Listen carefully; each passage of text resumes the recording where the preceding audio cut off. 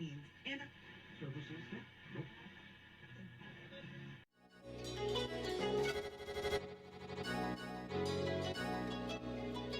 let's go. He wants to jump 1,000 cars. Sir, you have 1,000 cars. I don't think I'd attempt to try this stunt. Or we owe this horsepower to Uncle Sam. Too many cars. Car. Roses would be. Like I put my beer belly on it. If you can't immediately tell somebody how many cars you have, you'll really give those uppity yuppies something to think about. Stay on the bar. Don't go off the bar with your Bronco.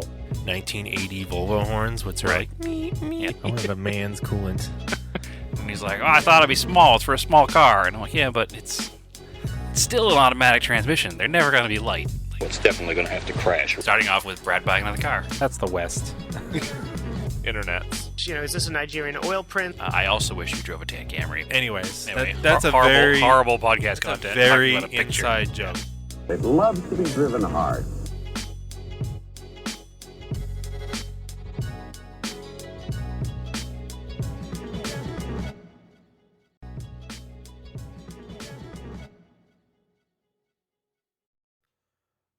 All right. Another episode of Auto Off Topic.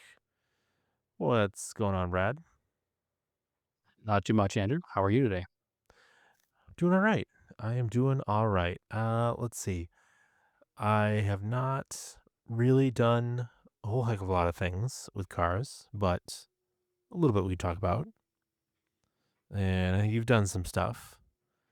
I know I still don't even watch I missed the race, the NASCAR race at Kansas. A lot of drama there. I missed it. I still don't watch the recap. So, I don't know. It was good. It was a good race. Was it? Very much so. Washer finishing. I can hear it at all, so all right. That's fine. Well, it's just in my head.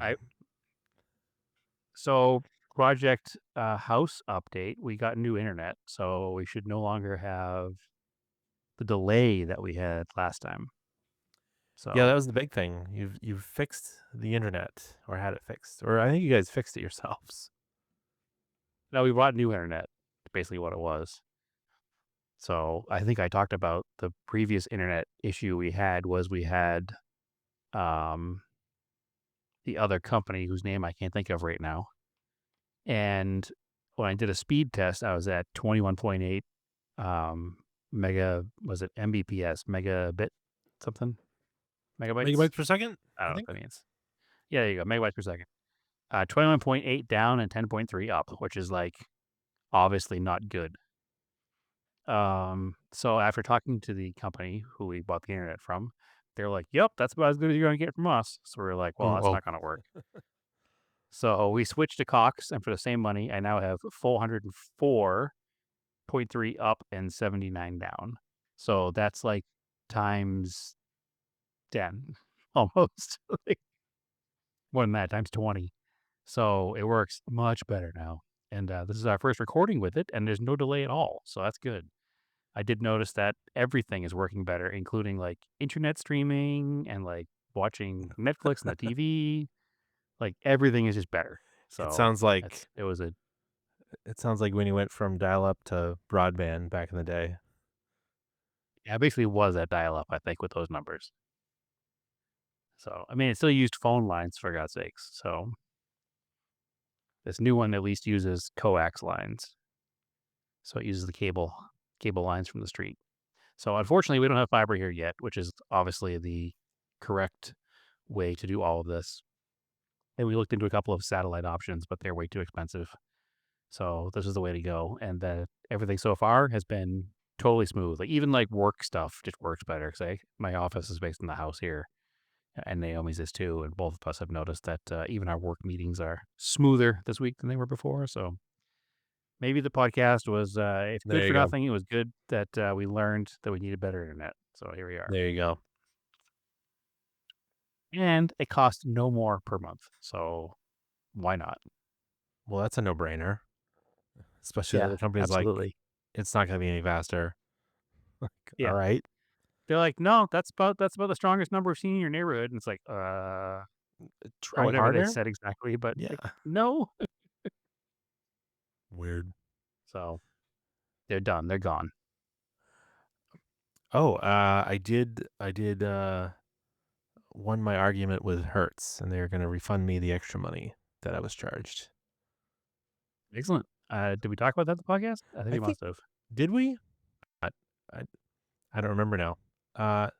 We either I talked think about since it. we were pending litigation, Yeah, we didn't talk about it. maybe we definitely talked about it in the Discord. Just come hang out in our Discord. But the the uh, the short story is that I was forced into taking the insurance when I never take insurance with rental cars because you don't need to, because like your credit card covers that and like your car insurance covers that. I don't care if you're in a foreign country, it's fine. And I rented through the app, and I always rent through Hertz because I use it for work, and we've never had a problem with it before.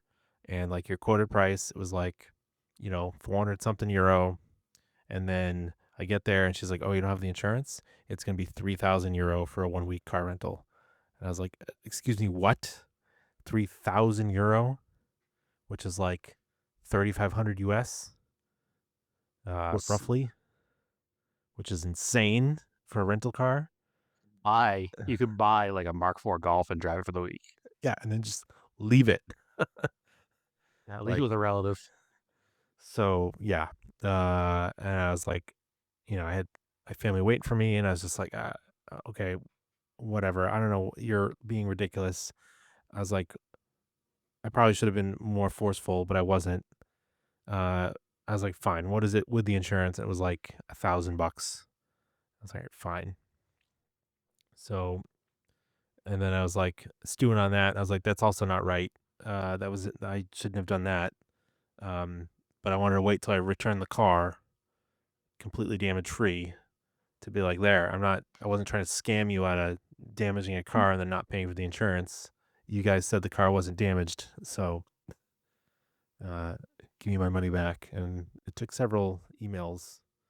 At first they were not into it, and then I was like, that's really horrible customer service, because I don't care if it's your franchise, if it's not technically a corporate desk or whatever, that's still unacceptable. It's still your name on the building. Alternatively, you had full coverage. You could have just gone out and had a blast with that car. I could have. I was definitely not worrying when I was driving around and parking it in the city. But anyway, yeah. And then come to find out, talking to another friend who travels real often, that is a common scam to do that. So, travel tip: hold fast to your quoted estimated price. But anyway, I guess we'll talk about. Dang dirty Europeans. Well, hey, now it's mostly just, I think, scammy rental car. I mean, even here in the States, Obviously, I'm kidding. Yeah. but even here in the States, rental car companies can be kind of shady sometimes because they just want to. Here's the deal. We all know my feelings on car dealership employees, and all rental car desk employees are just car dealership employees in a different business. Yeah, one step away. Same thing. Anyway, I did work on the Volvo a little bit. I'm gonna work on it more this weekend. I've got some time. I'm actually gonna do an oil change in the Volkswagen. It's due for an oil change, and I bought a kit for it, so I finally do my own oil change in that car. But I noticed whenever I would get oil changes, they charged me for drain plugs, because apparently the drain plugs are one-time use on modern Volkswagens, which is weird, but it's probably because it's got like a plastic pan, I think. There's like, That's interesting because I never did that on mine. diesels might have been a little different. How modern of a Volkswagen? I've had a few modern-ish Volkswagens. Never had to do that. I forget what the engine code is in mine, but it's like one of the newest engines. I think. Interesting. So yeah, there's like a special tool. I bought a kit from SCP Euro. So there's like a special tool to undo the drain plug. Then it came with a drain plug, a new one. And then there's a special, because the oil fill is like really annoying. I don't have any funnels that fit it, so I gotta came with a funnel that fits it because it's this really small opening in the valve cover that like you need a special adapter to lock onto. And I would just always just jam a funnel in there to top it off. So now I have the actual funnel for it. So, and the filter's up top, so it shouldn't be a big deal at all. But yeah, I worked on the Volvo a little bit. My dad and I got the oil pressure ascending units because I've got one for the gauge and then one for the light. Kind of had to do a couple adapters. They're just like pipe fitting adapters. Got it on the side of the block. Had to be a little creative with the header because it's a little bit bigger, the stock manifold, to make them fit. And then I went to put the alternator on, and that isn't exactly bolt on for some reason. I don't know why. Maybe it's not the right alternator for the car. Who knows? It's the one that came with the car. The bracket, the adjustment bracket was broken when I got it. I don't know how it was. The belt was tight. It was jammed against something. I'm not sure. It's basically has to be. It fits better if it bolts the block on the bottom. I gotta get a spacer to space it out about a half an inch. One, for it to line up better with the pulleys, and two, it just clears the manifold better. And then I got a universal alternator bracket from the Volvo part supplier that fits pretty well. That should allow me to adjust it. And then At we'll least see how it alternator brackets fits. are usually pretty easy to find because all the hot rod guys adapt different things to their cars. So Yeah. there's tons of stuff available for that at least. Yeah, but the Volvo place sold. It was like $10. It's just a curved piece of steel with the channel in it. Yep. To adjust it. And I'm not gonna run the fan, so I'm gonna run the electric fan. So it should be it's a V-belt. I don't think it has to be like perfectly aligned. If it's off like a quarter of a millimeter, it's probably fine. So yeah, I was working on that because really it's like the car is really close. I gotta get the alternator in there. I gotta fix the wiring because I cut the wiring when I took it out of the car because I couldn't get the nuts loose on the back of it, and I didn't want to break the studs off in the car. And I was like, oh, it'll be a lot easier if I just take the alternator out and have it on the bench, and I can just get those free. So that's what I did. And there's plenty of line in the wire in the harness, so I can fix those. Really, I'm thinking about it. It's like I got to do that. I got to put the radiator in. I did the heater hoses. It actually has 3, and I only bought 2 because 2 of them were formed. And then maybe they don't sell the third one because it's really just a straight piece of universal hose, works just fine. And maybe that's why they don't sell it, and why I didn't find it, and why I wasn't looking for more than 2 heater hoses. It's just unusual setup. It's got 2 that come out and then 2 that go into the valve to change the hot water to the heater core. But yeah, it's really, I gotta wire up alternator. I gotta run wires over for the O2 sensor, the wideband O2 sensor, and then double check the factory wiring at like the coil and stuff. I'm gonna add a auxiliary fuse block under the hood to just kind of give things fuses and relays, right off the battery instead of just having stuff run the way it was. Especially because I'm going to run a fan and the O2 sensor, and we figured we'd also probably fuse and relay the ignition, just for a little safety, burning the car down with the little bit of wiring it has. That's really kind of it. It's not far from running. Just got to work on it. All those little things that add up and take tons of time, unfortunately. Yeah, it's like one of those things that it's like a real nut and bolt job. And I don't mean like I'm restoring every nut and bolt. It's just like I got to figure out all the nuts and bolts sometimes because the car was like mostly there, but definitely put together in a hacky way before. So I'm trying to like unhack some stuff, but then I also have to re-engineer it sometimes to work with different parts that I have now. So like it's got a ton of holes drilled in like the fender wells because it had like those cucaracha horns. And I've got one of these universal like body plug kits or the push clip things, the automotive push clip ones. I'm just gonna put the little fir tree clips in there, just fill in a bunch of the holes. It's the quickest way I can think to do it. Such a weird thing to have installed in that car. It's very weird.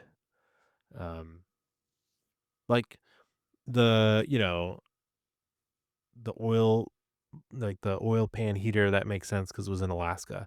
The coolant heater, that makes sense because it was in Alaska. But yeah, like the cucaracha horns, weird, very strange. Doesn't make sense because it was in Alaska. No. I know. And then it's like I was under the dashboard fixing the throttle pedal and I'm looking up in there and it's like a bunch of messy wires that definitely don't belong there. So, which that works out because I have that new dash to go in there. So that once the car, I've talked about this before, once the car's running, I'll have way more motivation to pull the dash out and fix, remove all that extra wiring. Like there's like a heavy duty kill ward that's under the mats that I got to pull out that went to some heater that was in the back window. It was like an auxiliary defroster, but it definitely has like an old wiring from like house electronics. Yeah, it's weird because the defroster, the rear window has defrost. Just maybe it wasn't hooked up. I don't know. It is what it is. It's not. Maybe you couldn't keep up with the Alaska cold. I don't know. There's vents missing from heater ducts that go up through the trunk to try to blow air up there. So maybe that's a problem. There's heater ducts under the dash that are disconnected and covered with duct tape. I don't know why. Not sure why you'd do that. But I'm going to find out. I put water when I was cleaning the engine bay through the heater core and water didn't pour out under the dash. So I assume the heater core is okay. Well, the good news is you're going to be pulling the dash out anyway. Yeah. So if you do have to put a heater core in it, at least it's accessible. Yeah. So that car's coming along. It's getting there. I just got to work on it. And amongst doing all the other stuff that I have to do. But anyway, I think you did. I'm excited for it to be done because it's almost there. It's almost been a year. I do. Yeah. But hey, I mean, that's not, at the end of the day, that's not like a long time to do what you've done. It's not like you had a car that was perfectly good and running and it broke and you got to put it back together and call it a day. Like you had to re-engineer everything and find parts and figure things out and you went ahead and did some extra stuff too that, you wanted to do to make it more personalized to you. So there's a lot that went into this in a year. It's not, I don't think it's too long at all. But what we got going on here in Phoenix, yesterday, I can't take credit for this one because I don't do windshields, but I had a new windshield put in the Mighty Max Dodge Ram 50, Power Ram 50. That's one of those that's been bugging me for a little bit. Was it broken? Oh yeah, it was broken really bad on the driver's side. So it was broken. It was all pitted, so you couldn't see much out of it anyway. But also it was completely shattered on the driver's side down along the corner and then all the way to the top. And it was right in your like line of sight. So, but it was broken when I got it. It wasn't like a surprise. I didn't want to put it through insurance because I bought the car with a broken windshield and I don't want to put in too many insurance claims, and that's technically fraud, but I don't want to put too many insurance claims in with Haggerty because I don't want to have any reason for them to cancel my policy and I have to put a windshield in another car. So I didn't want to do 2 windshields in rapid succession through them. So I just went ahead and paid out of pocket and had it done. Found a local company. Actually, Naomi found a company because we got her daughter's car tinted for her birthday. And the company that did her tint was like, oh yeah, we do installs too. and we asked him about getting a windshield for that old truck, and he's like, "Yeah, no problem." So they sourced the windshield, had it delivered to their warehouse, and put it in yesterday, and did a really good job. It looks really good. I drove it from here to the gym and back last night. It was like driving a whole new truck, so could see perfectly. So the reason I got pushed to do that this week was because this weekend is the Williams Route 66 JDM Classic up in Williams, Arizona. That's that big one every year. That's a charity show for pre-2000s Japanese cars. So we decided this year we're going to take that truck and we're actually going to make a camping weekend out of it. We're going to go camping in the Williams area, go to the show Saturday, camp again Saturday night, and come back on Sunday. So that should be a different experience than usual for that show, but I'm looking forward to it. It'll be kind of neat to have the pickup truck there because we'll be able to bring our like camping grill and stuff to the show. So you won't have to worry about like finding food and whatnot. And it'll be a nice, like, relaxing weekend, I think. So it should be a good time. That's always a good show. If you're in the Phoenix area or the Williams area, it's 2.5 hours away from here. This weekend, and you happen to listen to this the day it comes out on Friday, and you want to come on Saturday, come on up. It's a good time.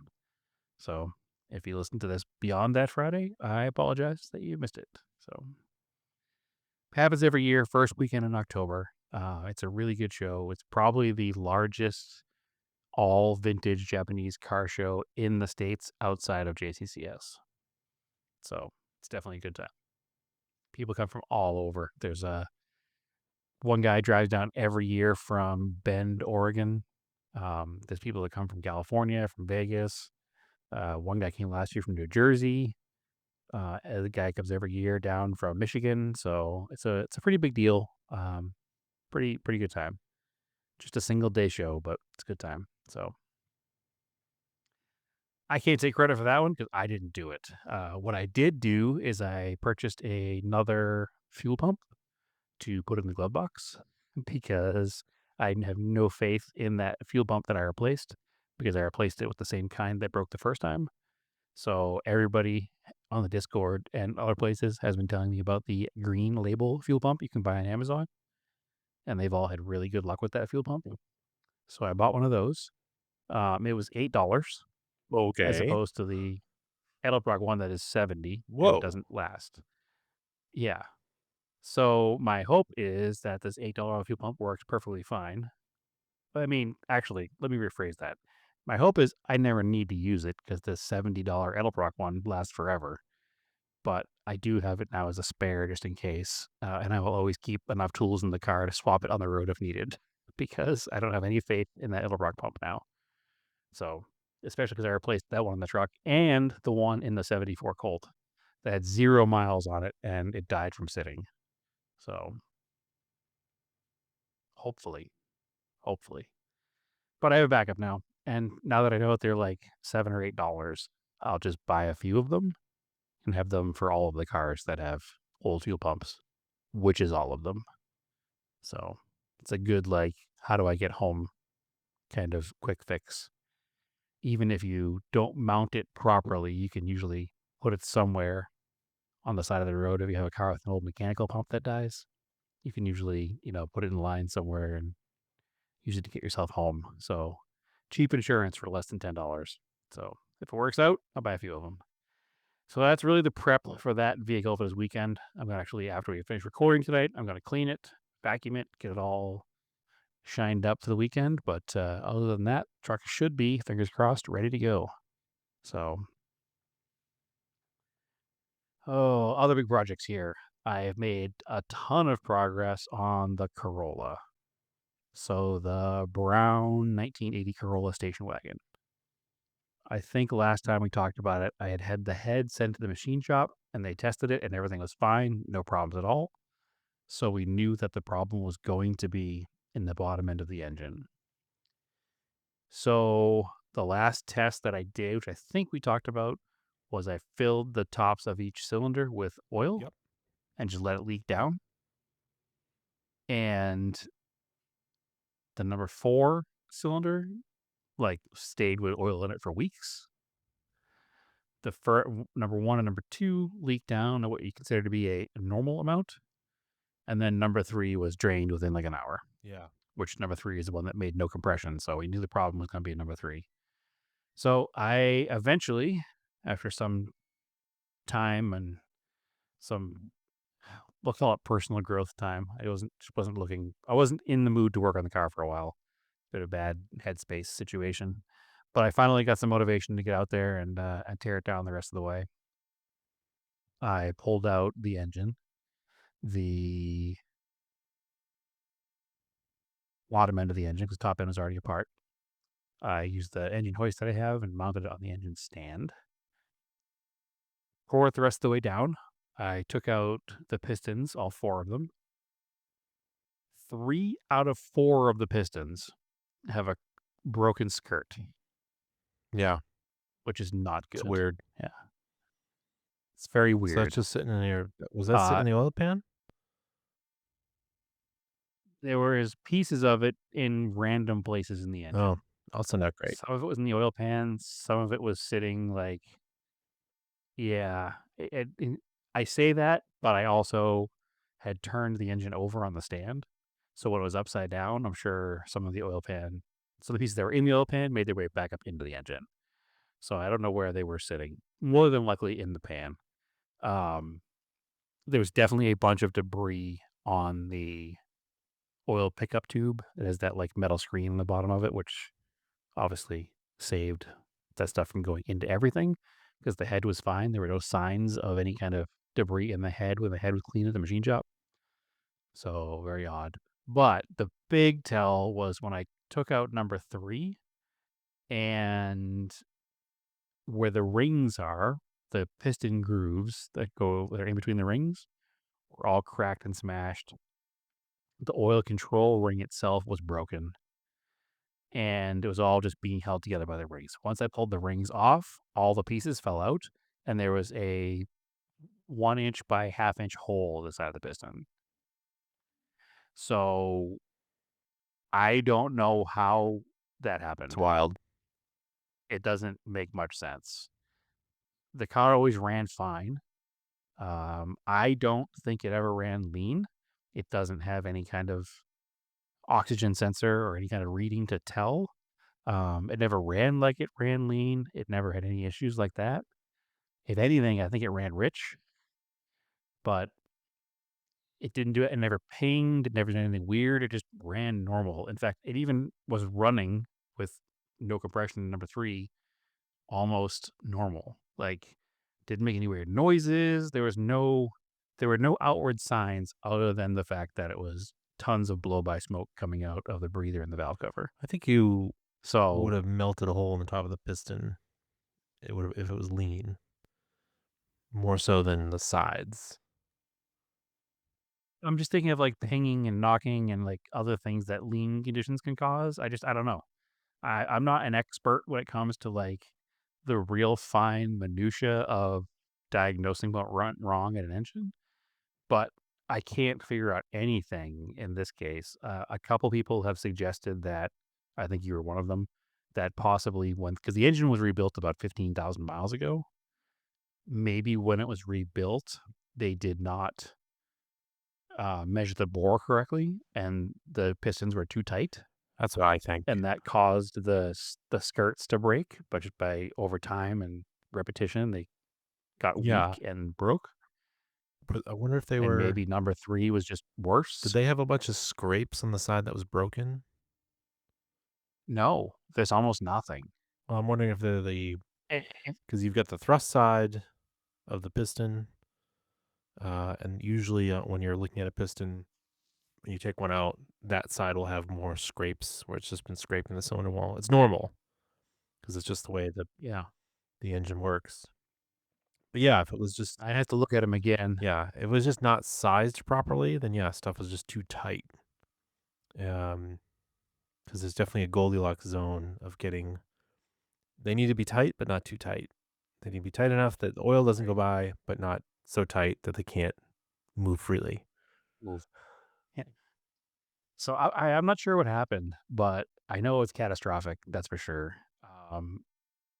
I had call out to a machine shop that I was recommended. I actually called him today, but the guy's out of office until Monday. So I'll call him again on Monday. Supposedly he's pretty good, so hopefully it works out. I trust with very much. I very much trust the person who's recommending him. So I hope it works out. But Yeah, I'd have him. these engines aren't. I'd have him just fit the pistons and the rings for you. And Yeah, I might have him do that. Just peace of mind. This guy builds race engines, so he should have an idea what he's doing. yeah, it might. But I If just it's not like terribly expensive, I would just have him do that.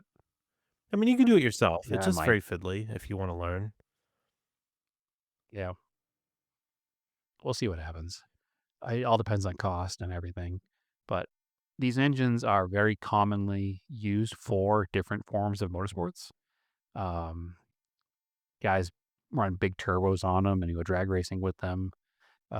There's a series of um, some kind of like hydroplane style boat racing that uses 3TCs.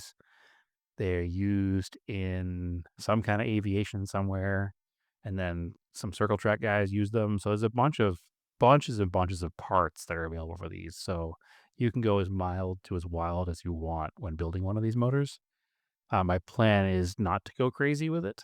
I might just do a couple of minor things, upgrade some ignition stuff, and probably do a exhaust header. But I don't want to go crazy with it because there's no need to. It's just a cruiser. It's not a race car. Yeah, like the And I don't Volvo. want to build a race car out of I it. didn't. I could have bought $800 to $1,000 racing pistons or a overbore kit. Like, not worth it. Yeah, that's not what I'm going for on this one either. It's just trying to keep it a reliable, fun car.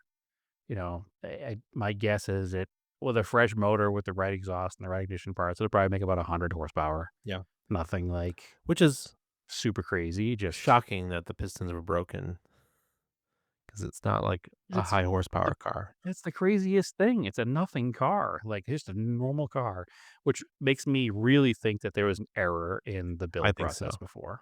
Like, So I looked at the pistons, they're ITK, which seems to be a reputable brand. But in looking at ITK pistons, I guess there's a company out there, or a couple of companies out there that make knockoffs of the ITKs and they stamp them with the oh, ITK weird. logo. Yeah, and the only way to tell if you have the real one or not is the box they come in has like a seal on it. But obviously, I don't have that box because I haven't bought a car with the engine Yeah. already in it. So maybe they're just cheap castings for some, Chinese knockoff piston. Maybe that's the problem. I don't know. It's very bizarre to me because I never abused the car either. Like it was never raced in any way. It was just I drove it around, went to some cars and coffees with it and went to the show Williams last year. Like I put probably 3 or 4,000 miles on it in a year and a half before it blew up. So I don't understand it. And I never, let me also think of one other thing that is a possibility. The car does not have a temp sensor for the electric fans. Its electric fans are on a switch, which is not ideal. I'll change that when we put it back together, obviously. And possibly somebody before me maybe overheated it, which could have caused some damage, but there was no sign of that in the cylinder head. So my thinking is that's not true, but it's only one of the like, maybe this happened situation. Everything else inside the engine looked great. Like you can tell it was recently rebuilt. Everything was clean. Pulled the clutch out. The clutch disc looks brand new. It's an Exity. It's a nice brand name clutch.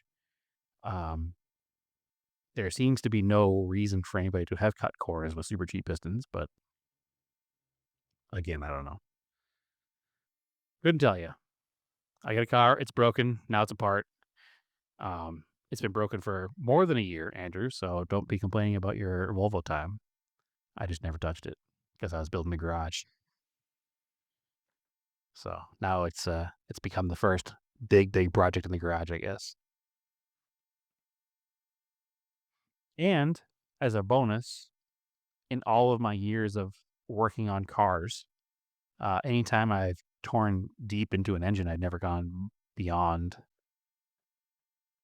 cylinder heads without doing the work in your dad's garage. So, pat on the back. This is the first full engine teardown at my own space. There you go. So, Good job. Yep. Learning stuff as we go. I definitely will be. I'll definitely be requesting some extra hands when I decide to put it back in again, just because I know how difficult it is sometimes to line up the engine and transmission when you're putting the transmission in. Yeah. It's even harder putting the engine in to the transmission, I think. So, no big deal. I'm sure I can con somebody into coming over here and help me line it up. Plus, Naomi's been a huge help this whole time too, and she'll help as well. So, she can help keep me motivated as well. So, good stuff. Yeah. But yeah, it's all part. Made the call next week. Hopefully, get the machine shop scheduled as soon as possible. I'd like to have it done, before the end of October, but we'll see what happens. I don't want to put a false timeline on it, but I don't see why not. Unless the machine shop has no openings. Yeah. So, but that's it. That's it for project cars. I've been doing a ton of prep work for the Arizona Rising Sun Rally. That's coming up soon, October 25th. If you're interested in the area and have a pre-2005 Japanese car, hit me up. We're technically sold out, but I can sneak a few more in. So if I need to, if I can, if somebody wants to. But that's prep work is working hard for that too. So I get our t-shirts printed this week, and we made posters this year and all kinds of fun stuff. So big stuff happening there, but it's been keeping me away from other car stuff. So what else is going on, Andrew? Anything good? Not that much, actually. I don't know. Yeah, I don't have I literally just need to go work in the Volvo. It's really my issue is. I've got, some RC stuff here that I can work on, but that's winter's coming up and I can do that stuff while I'm sitting inside on a cold winter's night. So, although I have a couple things I want Finished to my paint Hornet first. Yeah. Yeah, the Hornet came out cool. Yeah, I finished the Hornet, which is the Hornet Evo. Yep. I think I talked about it a little bit last week. It was the ultimate evolution of that Grasshopper Hornet chassis. Now, so did the body, is that clear Lexan? Does it come that way? And it is Lexan. Did you have to paint it black or was it pre-painted? Yep. Nope, it came clear. Okay. So I haven't touched a Lexan body in years. It was the first time I've done one in a very long time. They're nice. But it all came back. Especially So I wanted to do it box art style. Yep. So especially the Tamiya Lexan paint's really good. that's what I used. I was tempted to buy the Traxxas stuff, maybe. Nope. Pactra? No, I gotta remember what brand it is. It's a bigger can for the same money as the Tamiya.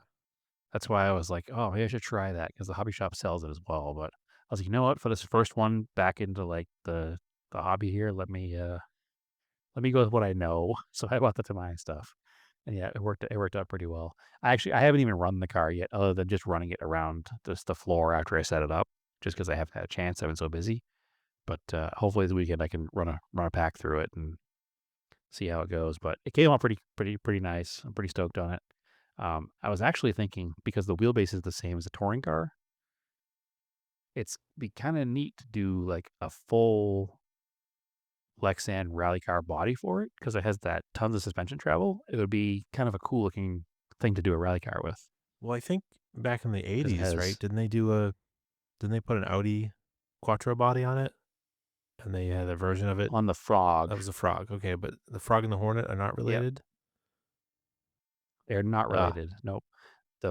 That's super nerdy talk now. The Frog is the same chassis as the Monster Beetle and Blackfoot.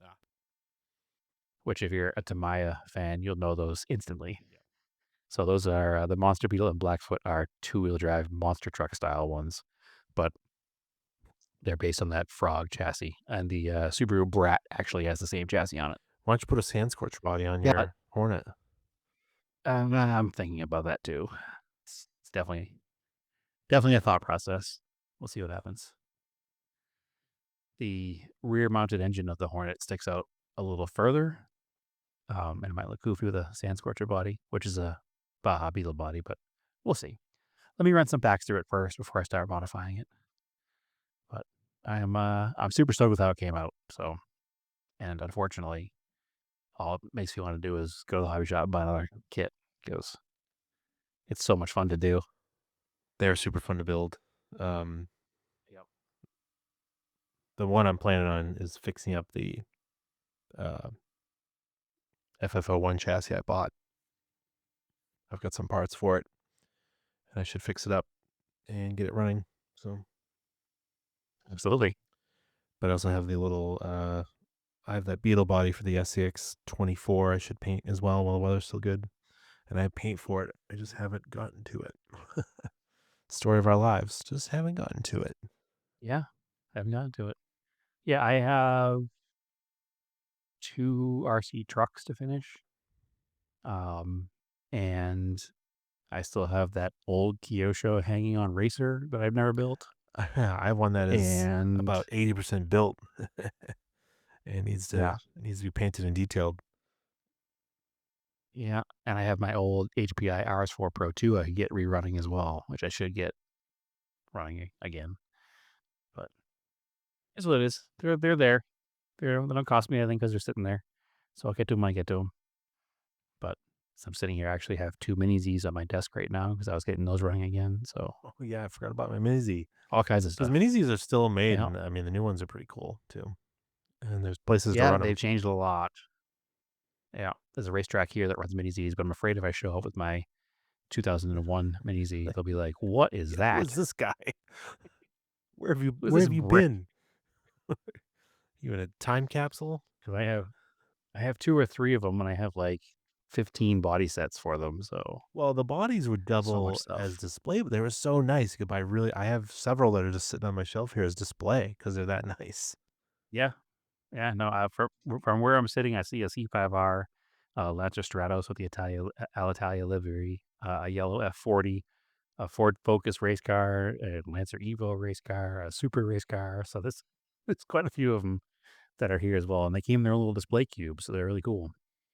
So, but yeah, I have a bunch of those too.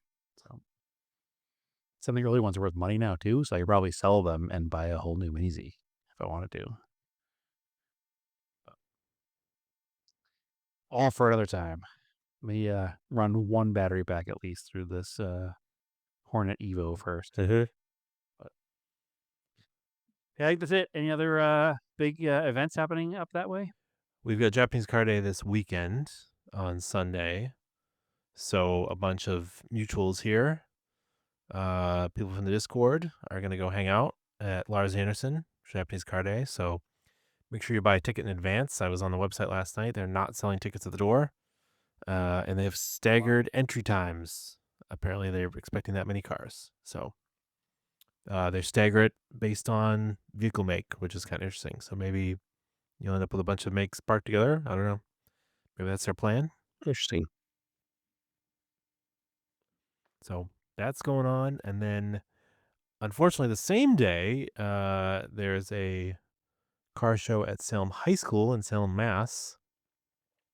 At the Salem High School, our alma mater, whatever, however you say that. I'm tired. Not martyr, alma Alma mater. mater. Yeah, I still can't say it right. alma. That's all right. I'm tired. It's only your alma mater if you've been killed for in the name of the school. Yeah, I mean, it wasn't a good school. I can't say it. No, it's an okay school. It's not good cool. Anyway, they have a automotive shop there that you and I never went to, but they're doing a car show. They have a car club. It's going to be Halloween themed because it's Salem in October. It's actually in the outskirts of Salem, so you don't have to go into downtown Salem to get there. You can, if you're local, you can kind of make it pretty easily. But yeah, and I think it's also they're doing a tech meet in conjunction with the North Royal Car Club the same day, I think. So our dads are doing stuff there with them. But Interesting. Yeah, it's just I kind of bummed that it's the same day as Japanese Car Day because I thought Japanese Car Day was on the Saturday, but it's also on the Sunday. So, oh well. I missed Japanese Car Day last year because we had, uh, little kids soccer used to be on Sunday mornings, and now Marco's moved up to kindergarten soccer, which is all on Saturdays. So at least I don't lose my Sunday. Um, but yeah, anyway, that's what I get going on. Yeah, so we have Williams this Saturday, and then 25th is my event, and then 26th is the first start of Kyosha Club here in Yeah. Phoenix. So What about JCCS? Are you going to that this year? Or? probably not. That's next weekend, a week from this Saturday. I was up in the air, up in the air, up in the air, but there's so much other stuff going on. I just don't think I'm going to make it. I'd like to go because it's the 15th anniversary, I It's the think, or 20th 20th anniversary. anniversary. 20th Yeah. anniversary? Yeah. Has a lot of cool stuff happening. A lot of cool, like, products to buy and be a consumer that are 20th anniversary related. They're doing a t-shirt collab with Moon Eyes, which is pretty rad. But yeah, I don't think I'm going to make it. I'd still like to, but I don't think it's in the cards. There's just so much going on. Can only do so much, unfortunately. Mm-hmm. But what can I say?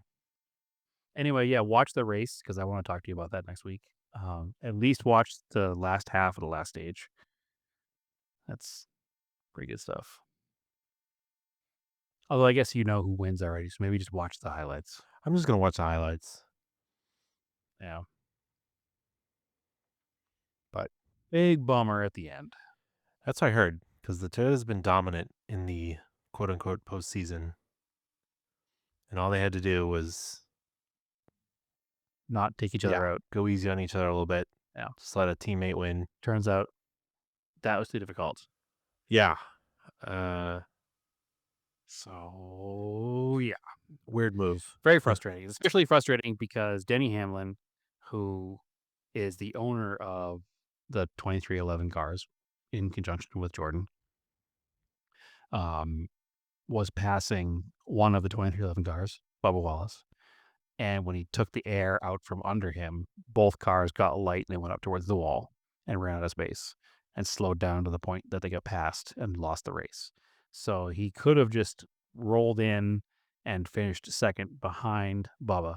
That would have guaranteed Bubba a move to next round of 4. And he would have got good points. And Denny was already in third or fourth in standings anyway, so he was already moving on to the next round of 4. And getting a win in this round of 4 doesn't guarantee you anything beyond this round. So by trying to beat Bubba at the end, not only did he take out Bubba's chances of moving on, well, he still has another race, but still, he knocked him out of contention and himself out of the win. So big bummer, big dumb It was move. a real Super frustrating. red mist move. Like I don't. Be strategic a bit. Like. Yeah, there was no thought process there, which is crazy because as a fan, I'm sitting there and I'm like, all right, Bubba's winning this race. He's got less than a full lap to go. Denny's behind him. Denny won't take him out. Denny will run block for him. And then behind them, you had Tyler Reddick as well. So the other 2311 car. Yeah. So it could have been possibly like a 1-2-3 with Bubba, Denny, and Tyler. And then Bubba just was like, Denny was just like, nope, I'm going to win this thing. And turned out he did not. And then neither did any of his team cars. And he gave the victory over to good old boring face Chase Elliott. So Yeah, it seemed like a real weird move. Like, yeah, I understand you technically don't. At the end of the day, you're all racers. It's the last lap, but like, you're all driving the same team cars. Toyota, your team Toyota. Yep. You're driving for 2 different teams, but sort of. Yeah, there's definitely a technical probably sharing between JGR and 2311. You're basically sister teams, and it's like you could have all just gone across the line and brought everybody in with points and It positions. would have been a 1-2-3 JGR 2311 finish. Yeah, Toyota would have been happy. You know, yeah, sure, you didn't have a win, but you should still be happy because your driver got a win, your team got a win. You've gathered points to advance. Like my goodness, like what? Like come on. Yeah. Yeah, it was a real bad move, but what do I know? So I know I should be happy because it's like, no team orders, no racing's racing, but there's still a little bit of common sense as they go into this, especially this time of year when it's the playoffs. I mean, yeah, technically there's no team orders, but you could still work together to Right. and then it's not really, it wouldn't be race manipulation because you're not like, I don't know, purposely slowing down. I don't know. It's silly. It's all silly. No, blocking for your teammate is legal. Yeah. So whatever. Anyway, I digress. Go watch the highlights or lowlights, I guess. It was infuriating in the moment because I was watching it, super excited, didn't know what happened. I was watching it pretty much in real time and just Because, like, dumb do you frustrated. really need to help Hendrick? Does Hendrick need more help? Like, come on. Absolutely not. Definitely not. All right. So anyway, that's it and that's all. Yeah, that's a podcast. I think we'll be back next week with hopefully get more done on the Volvo. Brad, you'll find out from the machine shop, and yeah, we'll have some event stuff to talk about. So Yeah. And if I can keep this motivation going, I should have another project dug into. So all right, cool. we shall see. So follow us on Auto Off Topic on Instagram, Scale Autocast on Instagram. I'm Race Nanger on Instagram. You should put up some pictures of your Hornet on Scale Autocast. That'd be cool. I definitely should. And yeah, I got some more pictures, probably of Volvo stuff I got to put up there. And yeah, Brad, where can they find you? They can find me at those same places. And my personal Instagram is TSISS350. Cool. As always, keep cars analog and aim for the roses.